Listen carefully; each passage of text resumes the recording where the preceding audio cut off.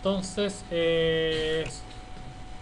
como se me cerró el archivo, voy a volver a abrir el terreno de ejemplo para que lo veamos a escala, porque el ejemplo que yo les puse viene con una grilla como de terreno, que es el terreno como copiado muchas veces. Eh, pero es una escala como gigante. Yo agarré como toda la franja de Chile, que no sé, tiene varios kilómetros, y le apliqué los análisis. Entonces está como a otra escala, está como desescalado. ¿Ya? Estos son como montañas completas, el cordón montañoso de la cordillera completo. Así. Entonces, lo que y pasó que cuando se los pasé a los alumnos, después lo aplicaban a sus terrenos y como que no les funcionaba porque estaba con otros parámetros. ¿Ya? Entonces, para evitar ese tipo de cosas, vamos a cargarlos con el terreno que estamos ocupando, ¿verdad? Y vamos a modificar la definición para que les funcione con el terreno, a la escala del terreno.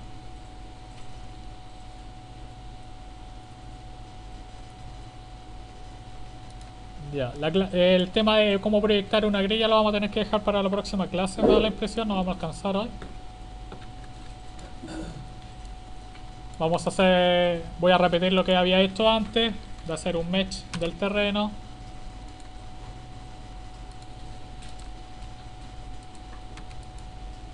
Ya. Voy a cargar Grasshopper.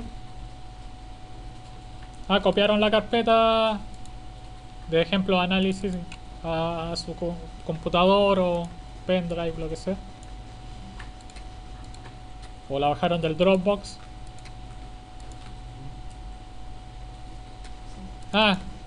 Creo que hay un archivo de instrucciones, ¿ya? Que básicamente explica cómo cargar el mesh a los análisis, etcétera. Y alguna nota al parecer, ¿ya? Me imagino que estas instrucciones es lo mismo que yo les voy a indicar ahora. Ya, entonces cargamos el archivo de Grasshopper. Se va a demorar un momento porque, como les mencioné, son varias programaciones que están como en todo el canvas de Grasshopper. Y adicionalmente hay un PDF que las imágenes del PDF están como en la misma disposición de cómo están las programaciones en el Grasshopper, ¿ya?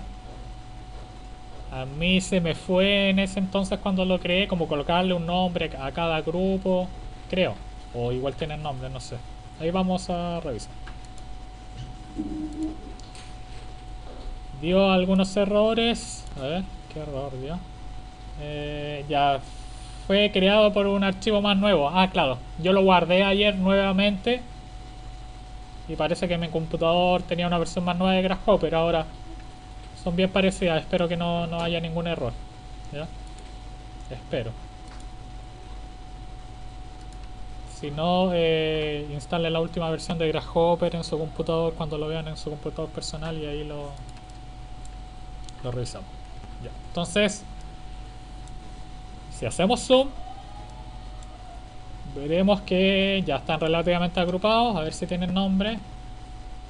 Ya no tienen nombre, pero al parecer yo fui etiquetando algunas cosas y se puede como intuir qué hace qué cosa. ¿Ya? A ver, tenemos 6 grupos. Si yo miro el PDF, voy a ver que al centro está la imagen de Google Earth, el terreno mesh y unos puntos del terreno. ¿Ya? Eso no es definición de Grasshopper, así que no está en Grasshopper. Entonces lo que tengo en el PDF es de la imagen de Google Earth a la izquierda hay 3 columnas y a la derecha hay otras 3 columnas, ¿verdad? Y en la definición de Grasshopper entonces sería algo así. Lo que está a la izquierda, bueno, no agarráis el recuadro, lo que está a la izquierda del centro correspondería, correspondería a las imágenes de esta zona de la izquierda y lo que está a la derecha de la derecha. ¿Ya? Partamos por lo que ustedes ya conocen. Si yo miro el PDF, Aquí dice pendiente, gradiente de pendiente, que es lo que ustedes ya conocen. También está lo de la altura y uno de dirección solar, ¿ya? En esta columna de aquí. Entonces en Grasshopper, esa sería esto que está aquí, que hay tres programaciones, ¿verdad? Tres definiciones. La de arriba es la coordenada z en altura. Bueno, ahí está indicado. Que si se fijan es bien parecido a lo último que hicimos, ¿ya? Que está el componente de mesh descompuesto, se saca el vector, se saca el parámetro z y eso es lo que se ocupa para graficar el color del mesh, ¿ya? ¿Alguien no entiende eso? ¿No? ¿Ya? ¿Y cómo aplico yo esta definición? Una cosa, la pegatina que tiene el segundo panel. Este que dice all, ese, Sí, eso hace referencia a que el componente que yo alguna vez ocupé aquí es antiguo, ¿ya? Probablemente ahora, si yo ocupo el mismo componente, a ver, a lo mejor hay alguna diferencia. A ver, construir punto. es de otra versión. Ah, no, perdón, de construir. Sí, es de una versión más antigua. Ahora, generalmente igual funcionan, ¿ya? Como que siguen teniendo funcionalidad. Ah, perdón, ¿cuál es? De construir. Ah, no, estaba bien. Sí.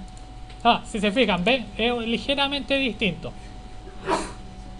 Este tiene un parámetro de coordenadas para darle coordenadas locales, ¿ya? Pero eso... Ya. Pero ese ni siquiera lo estábamos ocupando, así que... un poco lo mismo. Ya, ¿cómo aplico yo cualquiera de estas programaciones? Como se habrán dado cuenta, el componente mesh está en naranjito. Yo simplemente aquí voy a colocar clic derecho, setear un mesh. ¿Ya?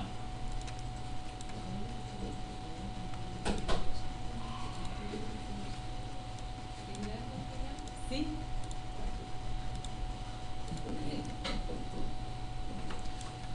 Ya, para términos de visualización, yo voy a apagar el wire del mesh, toda esta malla.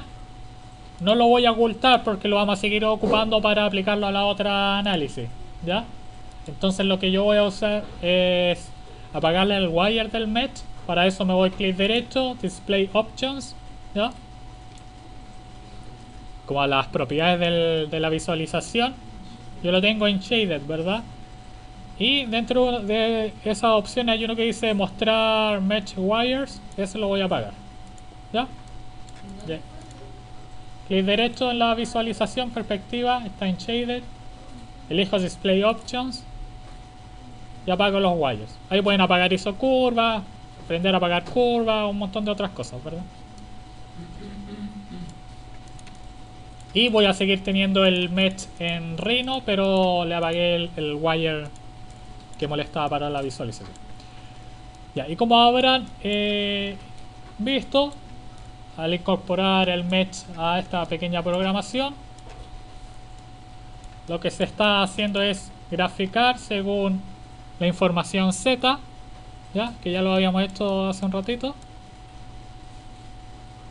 y se grafica según el color, ¿ya? En este caso se invirtió el mínimo y el máximo para que el punto más bajo fuera el azul. Eso tiene que ver con el preset del gradiente, ¿verdad? Como el preset viene de rojo a azul, yo invertí aquí el mínimo y el máximo para que lo graficara con los colores invertidos, ¿verdad? Tan simple como eso. No creo que alguien tenga problema con esto, ¿verdad? Si se fijan, esto que está agrupado y que dice color es algo que se va a repetir en casi todos los análisis para colorear, que agarra una cierta información numérica, la descompone entre su mínimo y máximo y luego le aplica un gradiente. Y eso es información de color para colorear el mesh o para el custom preview, etc. ¿Ya? Ya eso es una cosa. Ay, perdón, se me fue el mouse. Ya estamos aquí, ¿verdad? Graficando altura. Para eliminar la información de este mesh, esto lo pueden cocinar, ¿verdad? Y les va a quedar asociado el color al mesh, ¿ya? Para esto no necesitan ningún plugin ni nada especial.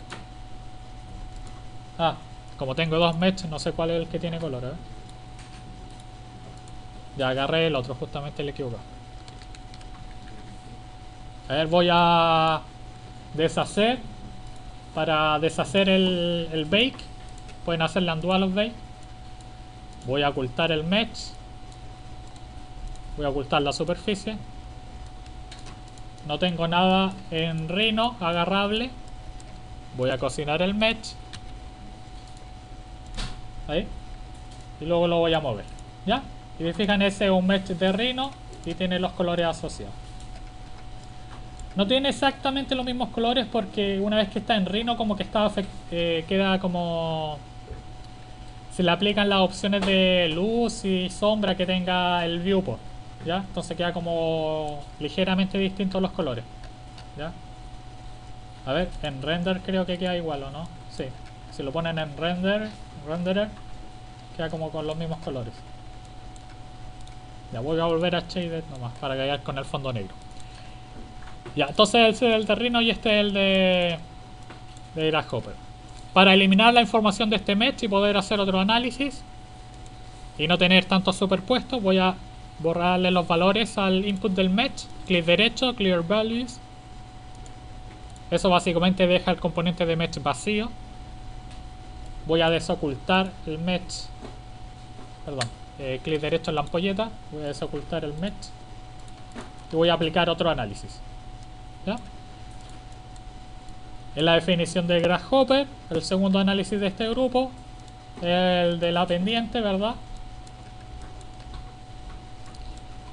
En este caso, de nuevo, se aplicó el gráfico según el mínimo y el máximo de la pendiente.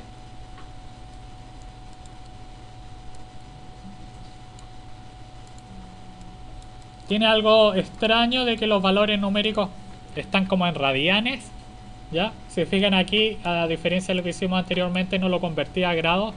Entonces los valores están como en radianes. Entonces el mínimo va a ser 0 y el máximo 1.4, que no sé cuánto es eso en radianes, en grados. Si quieren pueden volver a incorporar aquí el comando de grados y lo convierten de radianes a grados y lo meten ahí entre medio, hacen el espacio y todo. Y claro, va de 0 a 83 grados. Como ya vimos antes, ustedes pueden cambiar esto y pueden reemplazar estos inputs por los que ustedes quieran, 0 y 45 grados, etc. Ya no me voy a detener mucho más en eso, que eso es lo que vimos esta clase y la clase pasada. Voy a cocinar el mesh. Voy a tratar de achuntarla acá, a ver. El segundo, será el segundo. Ya el segundo, sí, lo achunté. Voy a limpiar los valores del mesh analizado y voy a hacer otro análisis. ¿Ya? Aquí me voy a detener un poquito más porque es un análisis que no hemos revisado, que es el según una dirección. En este caso yo le llamé solar, ¿ya? Pero en realidad es según la dirección de un vector. Setear un mesh y van a tener este gráfico de color y revisemos un poquito qué hace la definición. En este caso yo asumo que el norte está según la dirección Y del modelo, según la coordenada Y, ¿ya? Si alguien lo rotó o algo va a ser distinto, obviamente. Y tal cual como lo hicimos en el caso de la pendiente, lo que se hace es medir el ángulo según una dirección. En el caso de la pendiente lo medíamos el ángulo según la vertical, ¿verdad? Y así obteníamos el ángulo de la pendiente.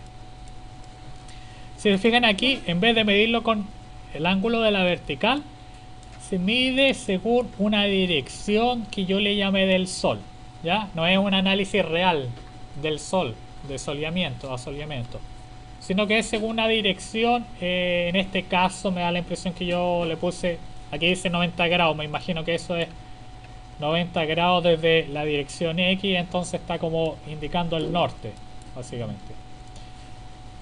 Y con este componente que está aquí, que se llama Point Polar, yo puedo crear una dirección según coordenadas X y Y según un Z, ¿ya? Este Z le da la altura a esa dirección, ¿ya? Que puede ser 0 grados esto, ¿cómo se llama en estas cartas solares? El azimut, ¿o no? ¿Alguien se acuerda? ¿El azimut? ¿O no? Entonces 60 grados es como en Santiago en... A ver si esto es 60. Si es como en verano. ¿Sí? Claro, ese es el máximo. 60 es como el promedio de... Porque 83 es como justo el 21 de... Entonces no es tan realista, es como justo el día más desfavorable. Entonces para cálculo de promedio, por ejemplo ahí está con 83, que es casi al sol vertical, ¿verdad? Eso sería justo el 21 de diciembre, debería ser. Pero generalmente se hace con un promedio que es de 60, 70, que es como los meses de enero y febrero, que en realidad es cuando hay más, como por acumulación, masa térmica en la Tierra, no sé cómo es, como los meses de mayor temperatura. Entonces, según eso, y hay un cierto grado que es con respecto al X. A ver, si es el X aquí, es así. ¿Ya? Si yo lo miro... A ver, miremoslo en top. ¿Ya? Si fijan, es un análisis de ángulo según una dirección. Ahora esta dirección yo le puse que era el Sol. Esta dirección puede ser a lo mejor la dirección del viento. La dirección de algunas vistas. Lo que ustedes quieran, ¿verdad? Es una dirección. Simplemente un vector. Y yo le puse colores en la gradiente que se ocupan generalmente para estos análisis de soleamiento. Porque, por ejemplo, a alguien a lo mejor le interesa el poniente, a lo mejor no le interesa el norte, y a lo mejor alguien está haciendo algo que le interesa el poniente. Simplemente podría cambiar el ángulo de incidencia aquí, en vez de 90 a... No, ¿cuánto sería? 135, ¿o no? 90 más... Ah, no, perdón, 180. 180. Y ahí queda con un ángulo poniente, ¿verdad? Que a veces, como en proyectos de edificaciones, como se trata de evitar, ¿ya? Que es como el soleamiento en la tarde. O si alguien quiere nororiente, o sea, norponiente, sería como un 135 grados, ¿verdad? Que es como la diagonal. Ya eso va a depender del tema de interés que uno le quiera analizar. Alguien lo puede ocupar para, no sé, la posición de especies vegetales, entonces todas las zonas azules que quedan a la sombra, se va a dar una vegetación y otras que necesitan sol, otras, etc. ¿Ya? Y si recuerdan, esto es información numérica, aquí un ángulo que ustedes pueden graficar, remapear, crear una nueva topografía o forma de modelar el terreno que no es simplemente según las curvas de nivel, ¿verdad? ¿Se entiende eso, verdad? Ya están todos expertos en Grasshopper, ¿verdad? Sí. Ya, vamos a cocinar también para que tengamos la gama de análisis. Creo que es el segundo, por lo que me está... Sí, es el segundo siempre. Ya. Ya. Si miramos el PDF, el segundo grupo es de análisis. Uno es de vistas, de conos de visión, y que se grafica el color según la cercanía al punto de visión. ¿Ya? Y otro es bien similar, pero en vez de graficarlo con puntos se hace con líneas. ¿Ya? Entonces queda inmediatamente de manera gráfica cuál es el punto de visión. Ahora como que las líneas se ocultan entre sí, quedan superpuestas, un poco más tosco. ¿Ya? Pero están esos dos análisis. Y el que es bien entretenido y es como que a todo el mundo le gusta, el de las bajadas de agua, ¿verdad? Escorrentías. Entonces veamos el segundo grupo. De la derecha, a eso me refiero con el segundo grupo. Del lado derecho. Entonces arriba están los de los conos de visión, me los voy a saltar. Pasemos al entretenido que es el de bajadas de agua. ¿Ya? El bajada de agua es una pequeña programación que se creó como un componente en Grasshopper. Si yo lo hago, si se fijan, si uno lo pone el mouse encima, dice que es un B corta, B larga, script, BB script, ¿ya? El BB hace referencia a un lenguaje de programación, ¿ya? Porque están en Magister, a lo mejor ubican un poco más de estos temas de programación. En Magister de Arquitectura me refiero. Y si le hago doble clic,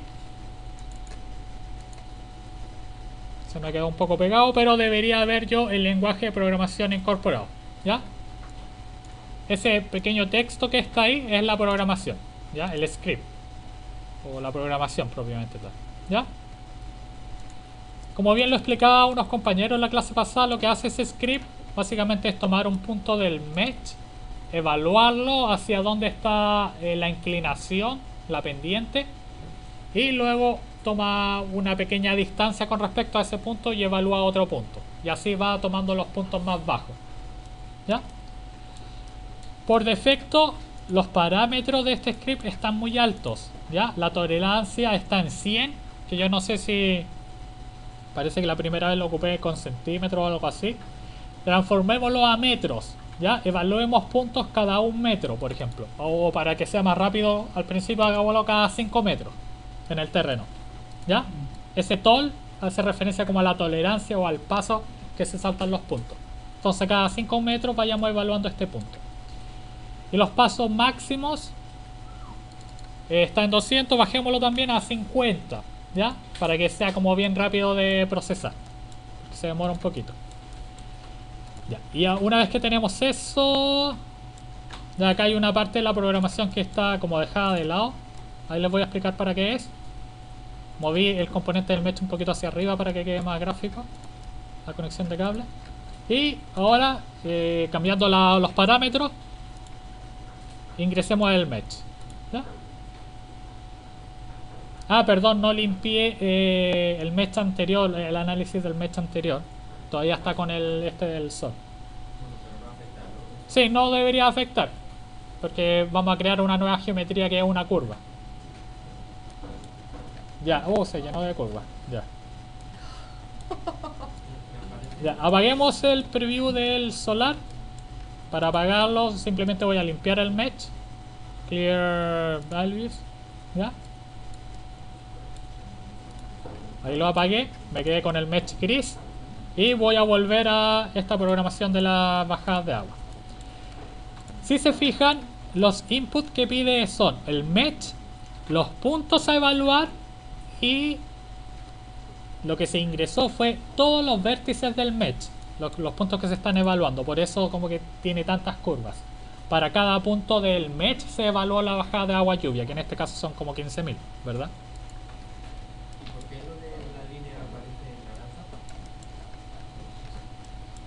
naranja? Luego lo voy a explicar. Entonces, ¿se fijan? Ahí hay una suerte de gráfico de todas estas bajadas de agua. En la zona del pozo hay como unas curvas más largas, etcétera, ¿ya? Lo que no toma en cuenta esta programación son las acumulaciones de agua, donde el agua se empieza a acumular. Como es una programación simple que va determinando el punto más bajo, una vez que llega al punto más bajo no sabe qué hacer la programación, ¿ya? Simplemente se termina.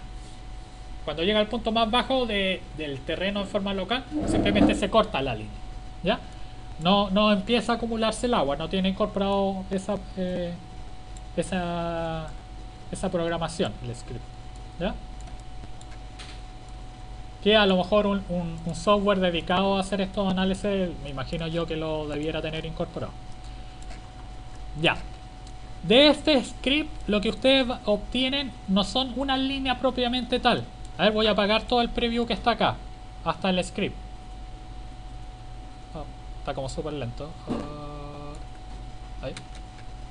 Apagar preview. Y voy a prender el preview del script, ¿ya? Lo que ustedes obtienen del script básicamente son una serie de puntos, ¿ya? Toda la secuencia de estos puntos hacia el punto más bajo. Y si lo vemos en perspectiva también se ve, ¿verdad? Le tengo que hacer zoom para visualizarlo, pero ahí se ve. Ya está como un poco saturado por tantos vértices. Y la gracia que tiene es que estos puntos los tira en sublistas. Y yo con esos puntos creo una nueva polilínea. ¿Ya? Voy a apagar el script. Voy a prender la polilínea. ¿Ya? Entonces para toda esta secuencia de puntos yo puedo crear una polilínea. Y luego lo que yo estoy evaluando para graficar, que puede estar incorrecto, a lo mejor no es lo más relevante. Lo que yo tomé como información fue el largo de la línea. ¿Ya? Se fijan aquí que le puse incluso largos, el length de la polilínea. De nuevo, ocupé la misma programación para evaluar información numérica y transformarlo en colores. Y eso lo definí como información para colorear la línea. ¿Ya? Entonces, en este caso, las líneas más largas son estas rosadas. Y las líneas más cortas son las celestitos o cian. ¿Ya?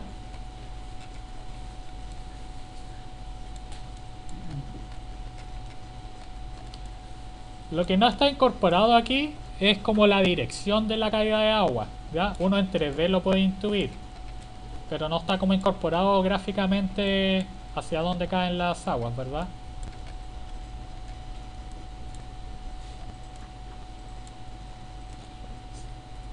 Ya. Volvamos un poco al inicio de esta pequeña programación. De nuevo, uno podría proyectar una grilla que les... Acuérdenme la clase que viene de que se los dejé pendiente, cómo proyectar yo una grilla y luego hacer los análisis. Pero para evitar a lo mejor un poco este tema, lo que yo incorporé aquí es una selección de vértices al azar, dice. ¿Ya? Y para eso ocupé uno que dice Random Reduce, que es como un componente para eliminar cosas de manera aleatoria, por eso random.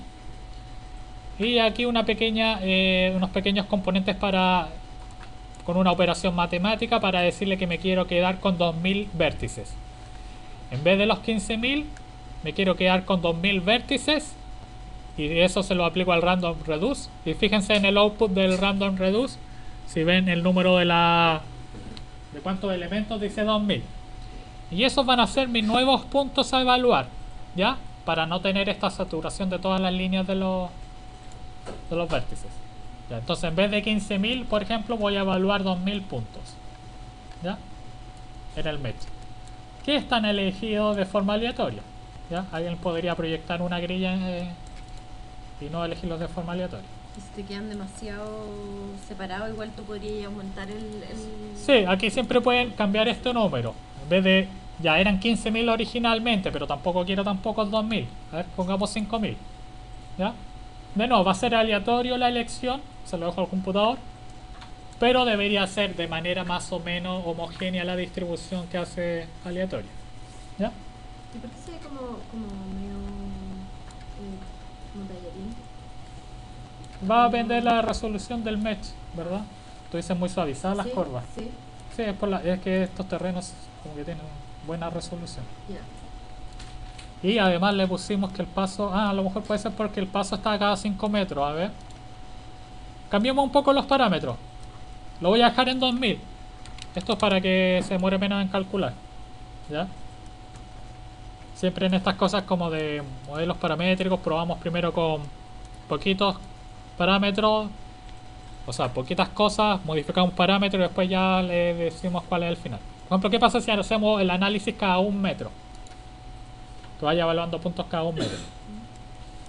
Ya. Hace un poco más fina la evaluación, pero los pasos son 50 pasos, entonces la línea básicamente queda como de 50 metros. ¿Ya? Vamos a tener que aumentar los pasos a 200 pasos, 200 metros. Y ahí, bueno, vuelve a quedar como con la configuración tallarines.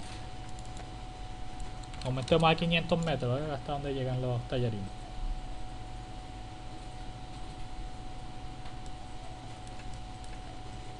Ya no cambia mucho más, pero sí cambian los colores. Me da la impresión que una vez que llega al punto más bajo se queda repitiendo el mismo punto. Ahí en el punto más bajo. Entonces debe ser de menos de 500. Sí, menos de 500 los largos, sí. Ahí hay como cosas como de los parámetros de programación que hay que ir ajustando. ¿Ya? A ver, y coloquemos cada 5 metros a ver si hace alguna diferencia en los tallarines. Me imagino que cada 5 metros va a ser más tosco. Bueno, no se nota tanto. No hay mayor diferencia.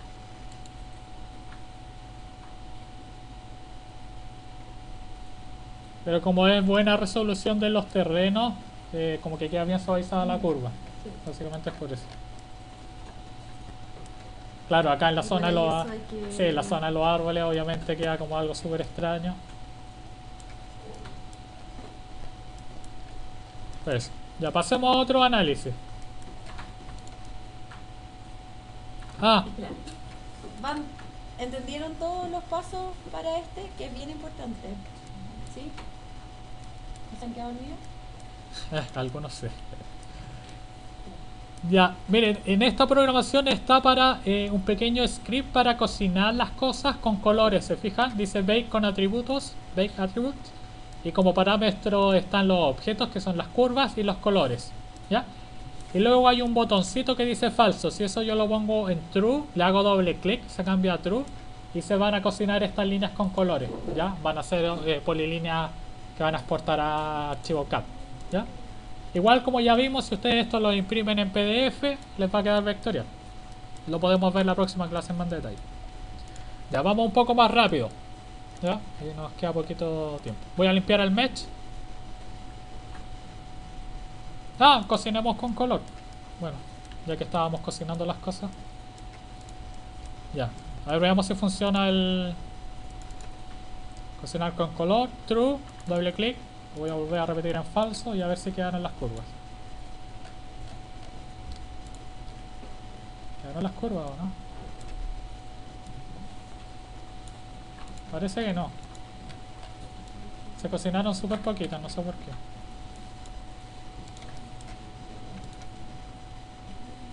Ya, no sé por qué se cocinaron poquitas. Ya hay que revisarlo, lo revisamos en la próxima clase. Lo voy a borrar simplemente.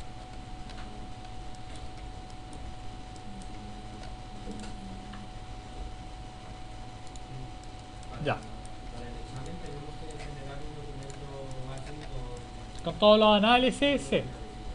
Sí. Y después, para la maqueta, ustedes deberían extraer información. Tienen los análisis, ya que es lo que yo voy a maquetear. Van a ser una zona de los análisis, ciertos elementos, cómo lo voy a maquetear, cómo esto lo llevo a maqueta, a geometría, a representación. Claro, en el fondo la representación de estos análisis es como el desde. La idea es que ustedes de esto logren sacar como distintos análisis que sean interpretaciones suyas del terreno. Estos son como las herramientas y después con estas herramientas nosotros queremos que ustedes nos sorprendan. ahí podemos añadir lo que has dicho de a lo mejor ruido o añadir. Por ejemplo, sí, transformarlo en una malla en 3D que muestre el nivel de contaminación o el nivel de ruido o la humedad producida por los árboles al año. Después pueden hacer una maqueta en una mica transparente y le grafican encima ciertas cosas, Claro, grabando los enlaces brillo, en acrílico. enlace, lo que sea. Ya.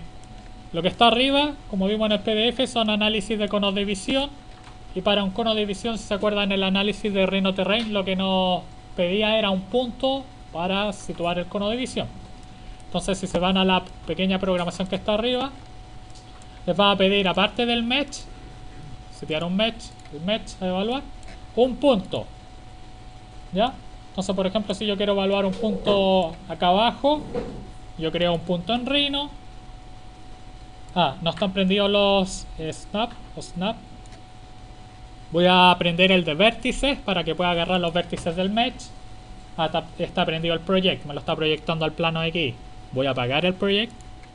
Y ahora sí puedo crear un punto en el mesh. Voy a elegir un punto acá en la zona baja. Lo voy a seleccionar y lo voy a levantar a altura de observador.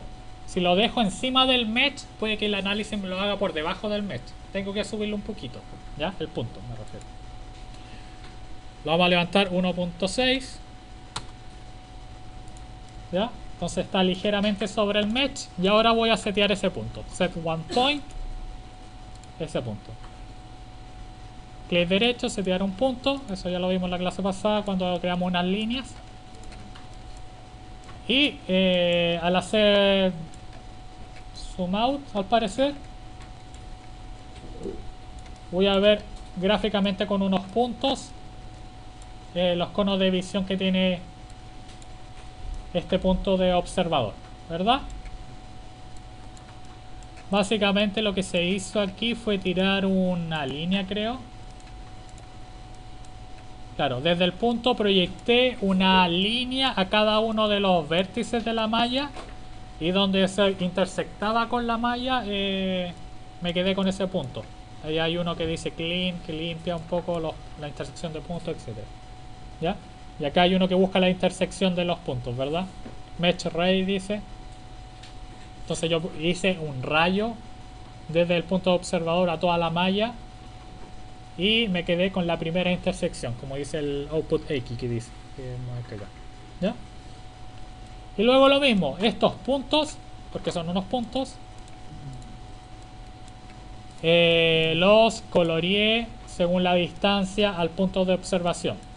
Ya eso no lo hicimos hoy, pero básicamente es tomar distancia entre puntos. Ahí hay una información numérica, lo podemos ver en más detalle a lo mejor en la próxima clase si a alguien le interesa. Y se graficó con color los puntos según la distancia, ¿ya? Y nuevamente estaba para cocinar los puntos con el color. Ya vamos a ver por qué no funcionó. No me funcionó con las curvas, no sé si funcionaba con los puntos, pero básicamente es. La programación de abajo pide los mismos parámetros, el mesh y el punto, y aquí en vez de que se crea el punto y en vez de colorear el punto, yo creé una línea.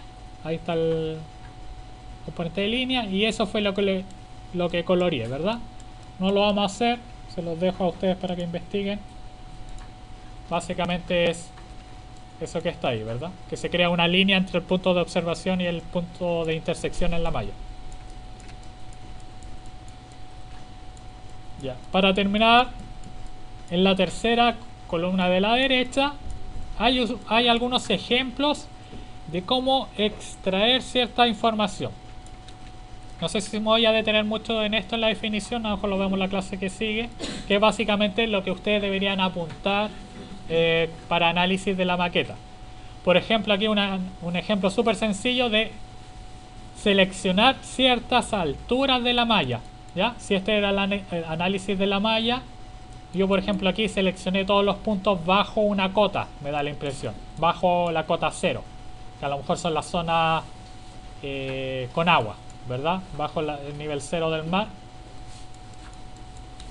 Y si vemos la programación en Grasshopper, a ver, que está acá,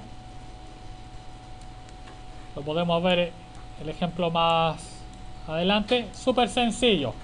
Se descompone el vértice, se ve la información de Z y se hace una pequeña comprobación. No lo grafiqué bajo la cota 0, al parecer lo grafiqué bajo la cota menos 1.67. La información del vértice en Z es más grande que 1.67, sí o no, y según eso se asigna un color. ¿Ya? Lo podemos ver en la próxima clase. Acá unos ejemplos que son un poco más complejos. No voy a detenerme en la explicación de esto, pero para cuando ya se metan en los temas, a lo mejor a alguien le interesa, ya yo lo asesoro personalmente al grupo. Por ejemplo, aquí se graficó un círculo tomando en cuenta la exposición sur de una cierta dirección del Sol, ¿verdad? Del análisis solar, yo tomé las exposiciones sur. ¿Este es el solar? No, es el decadiente. Este es el solar, tomé las exposiciones sur, que son estas manchas azules. Y en esas manchas azules yo dibujé un triángulo. No, perdón, un círculo. ¿Ya? Que en este caso el radio quedó todo igual. Yo podría haber tomado algunos valores para darle el radio del círculo distinto, ¿verdad? Pero en este caso a lo mejor estas son especies vegetales, ¿verdad? Unas copas de árboles, no sé. Y se No puedo podría decir eso. asociar también como al movimiento del sol a lo largo del día, haciendo, por ejemplo, Distintos tipos de vegetación, tipos ¿verdad? de vegetación o distintos diámetros de ese círculo. Sí, distintos diámetros de círculo, colores, etc. Y aquí como una doble selección, por así decirlo. Según el sol norte, ya, de nuevo, todas estas zonas rojas las seleccioné. Y según altura, las zonas más altas, que ahí me imagino que tomé la coordenada Z, ¿ya? Se graficó un triángulo en esa zona. Ah, sí, lo que hice aquí fue en todas las zonas norte puse un triángulo y la altura aquí lo ocupé para el tamaño del triángulo, me da la impresión. ¿Ya? El tamaño del triángulo está asociado al color. Sí, no sé muy bien, ahí podríamos ver la definición, no sé a qué corresponde el color, parece que a la altura también. Bueno, eso. ¿Ya? Como ciertos ejemplos de cómo empezar a seleccionar información. Que ya estamos en la hora. Pasemos rápidamente por esto. ¿Ya? A la izquierda de la zona central, algunos ejemplos. ¿Ya? Creo que lo vimos en la clase pasada, cómo sacar contornos de un terreno, ¿verdad? Ahí está el ejemplo para sacar contornos en Z, contornos en X y contornos en Y y unos ciertos parámetros. ¿Ya? Contornos en Z, contornos en X y contornos en Y. Eso les sirve para hacer las maquetas típicas de arista o de secciones. A ver, esto se puede ver mejor acá en la... Está la misma representación gráfica en el PDF, pero en axonométrica también, ¿verdad? Las cotas en X, cotas en Y.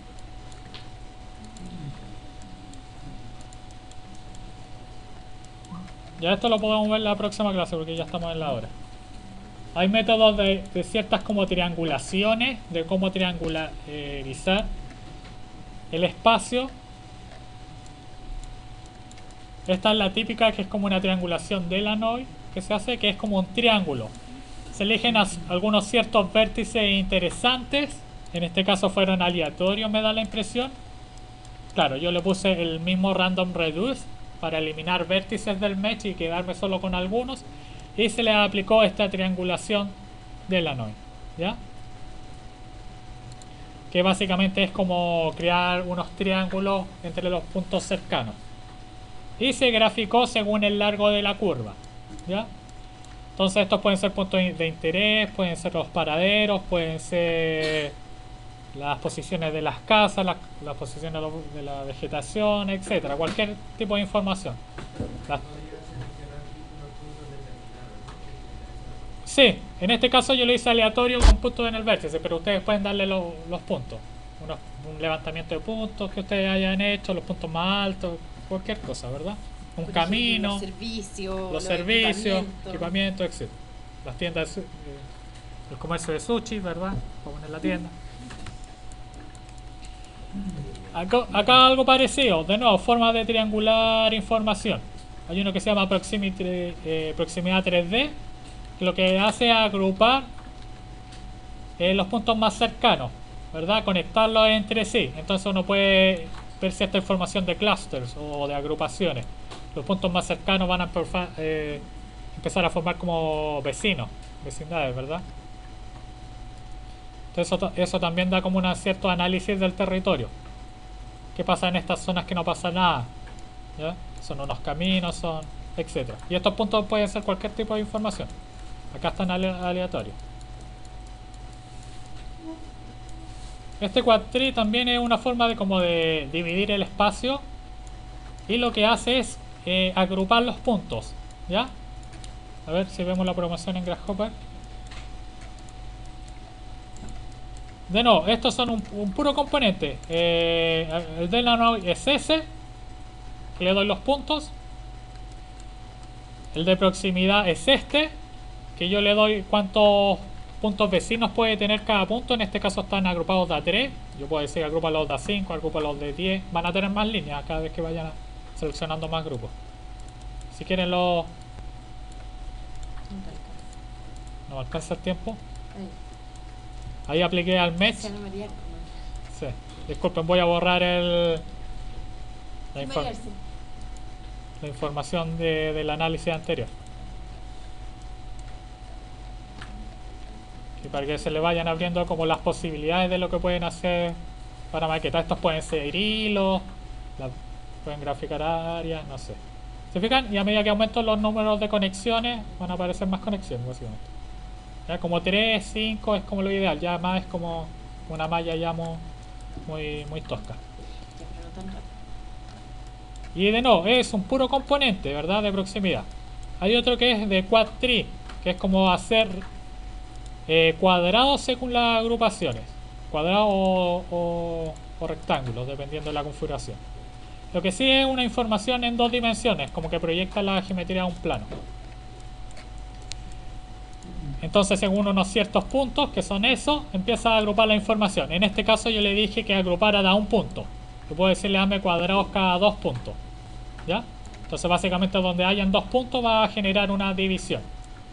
Aquí no sé por qué lo hizo con 1. Acá 2, a lo mejor hay uno superpuesto con otro acá. Debe ser. Sí. Debe ser, porque Acá hay son otros varios- 2, varios veces. hay otros 2.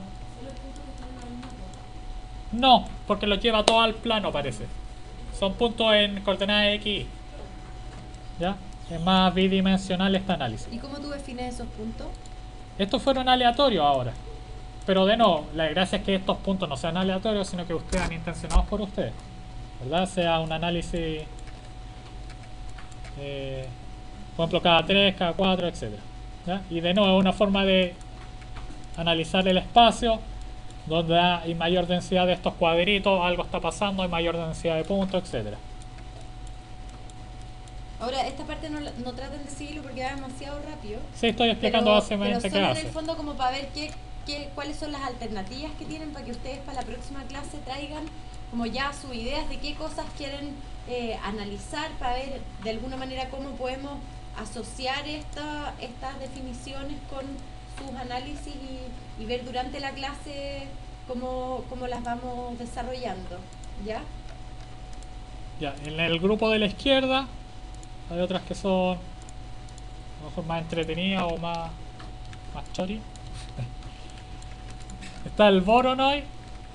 Para los que les interese este tipo de diagramas, métase primero a Wikipedia a investigar bien qué es lo que es un diagrama Voronoi. Y no pues simplemente porque se ve como cool.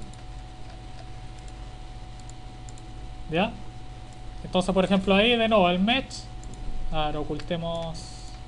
De nuevo, el Voronoi está aplicado a un Voronoi 2D. Hay uno que es 3D, pero se demora un poco más. Lo que hace es crear una zona en cada punto. ¿Ya? Creo que lo había explicado antes. Y entre los puntos ve el punto medio, la distancia media, y ahí crea una mediana, creo que se llama geométricamente esa línea. ¿Ya? Ese punto, la posición de ese punto lo designa. De nuevo está aleatorio. Todos estos ejemplos están aleatorios. La idea es que sea intencionado por Pero usted. para ese especialmente es como súper bueno que uno tenga como intencionado la Sí. posición. Entonces, por ejemplo, podría definir como las zonas de impacto de un cierto equipamiento. O, por ejemplo, las zonas de, En el caso que estamos trabajando, que en el fondo son como terrenos que. por ejemplo, ¿Cómo podría designar un punto